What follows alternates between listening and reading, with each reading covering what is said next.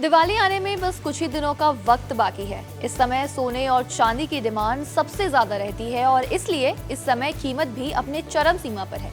MCX यानी multi commodity exchange ने साल 2012 से अब तक के सभी रिकॉर्ड जारी किए हैं। इसमें ये बताया गया है कि साल 2012 से अब तक दिवाली में सोने का भाव कितना कम और ज्यादा हुआ है। इसी कड़ी में MCX की तरफ से कुछ आंकड़े जारी किए गए हैं जो दिखाते हैं कि साल 2012 से अब तक दिवाली में सोने का भाव कितना बढ़ा है, कितना घटा है और इसके साथ ही इसमें कितने की बेतहाशा बढ़ोतरी हुई है। 2012 में 13 नवंबर को सोना 31,719 रुपए प्रति 10 ग्राम पर था। इसके बाद 2013 से 2015 तक लगातार 3 सालों तक दिवाली के आसपास कीमतों में गिरावट दर्ज की गई, जो 2015 में 25,490 रुपए के निचले स्तर तक पहुंच गई थी। तो वही 2016 में कीमतों में जोरदार वापसी हुई, जब ये 17.92% की बढ़त के साथ 30,057 रुपए पर पहुंचा। 2017 में हल्की गिरावट के बाद 2018 में फिर 6.44% की वृद्धि देखी गई। सोने की कीमतों में सबसे बड़ी तेजी 2019 और 20 के बीच देखी गई। 2019 में सोने ने 21.22% की उछाल के साथ 38,293 रुपए का स्तर छुआ। 2020 में 14 नवंबर का ये रिकॉर्ड तोड़ते हुए 50,986 रुपए के स्तर पर पहुंचा, जो पिछले साल की तुलना में 33.1% की बढ़ोतरी दिखाती है। 2021 में 47,553 रुपए पर थोड़ी नरमी आई। 2022 और 2023 में बाजार में एक बार फिर तेजी लौटी। 2023 में 12 नवंबर को सोना 59,752 रुपए पर कारोबार कर रहा था, जिसमें 18.13% की जबरदस्त बढ़त थी। डेटा में 31 अक्टूबर 2024 के लिए सोने की कीमत 78,430 रुपए और 8 अक्टूबर 2025 के लिए 1,23,000 रुपए देखी गई, जो 74.59% की एक्सट्रीम हाई ग्रोथ को दिखाता है। इस डेटा से आप समझ सकते हैं कि साल 2025 में सोने में लगभग 75% का उछाल आया है। ये पिछले साल के मुकाबले डबल से भी ज्यादा है। ये बढ़ोतरी बहुत ही ज्यादा और डरावनी भी है। सोने में इतनी बढ़ोतरी निवेशकों की डर को दिखाता है। अब समझते हैं कि आखिर क्यों हो रही है सोने में ये बेतहाशा बढ़ोतरी। कमोडिटी एक्सपर्ट अजय केडिया ने बताया कि सोने चांदी की अगर बात करें तो हमने ये साल एक जबरदस्त तेजी आते हुए इन दोनों ही कमोडिटीज में देखी। 2025 में डोनाल्ड ट्रंप के टैरिफ आने के बाद से ही हम देख रहे हैं कि कहीं ना कहीं सोने और चांदी में एक बड़ा उछाल आया है।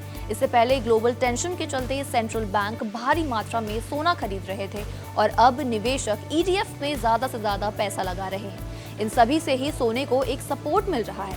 हालांकि अब दिवाली का माहौल है, इसलिए मांग बढ़ने से सोने और चांदी आए दिन नया रिकॉर्ड बना रहे हैं। ऐसा अक्सर देखा गया है कि कमोडिटी में इतनी ज्यादा उछाल के बाद एक टाइम के बाद गिरावट या करेक्शन आती ही है। तो ऐसे में सवाल है कि क्या अब आएगी सोने और चांदी में गिरावट।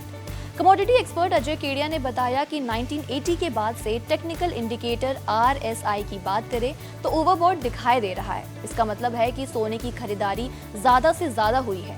ऐसी सिचुएशन में सोने में गिरावट देखी जा सकती है। अगर सोने का दाम गिरता नहीं है तो सोने में एक टाइम करेक्शन दिखाई दे सकता है।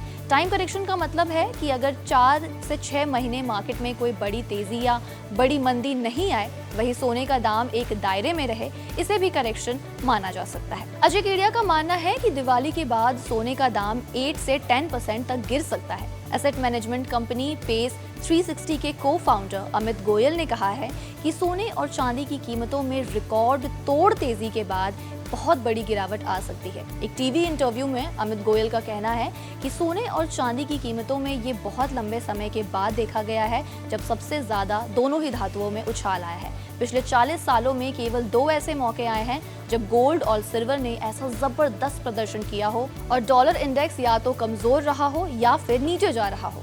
हालांकि इस तेजी के बाद इन दोनों ही मौके पर सोने और चांदी में काफी गिरावट आई। इसके बाद बिकवाली का एक ऐसा जोरदार दौर आ सकता है। ऐसे में आप सोने में 30 से 35% की गिरावट की उम्मीद कर सकते हैं।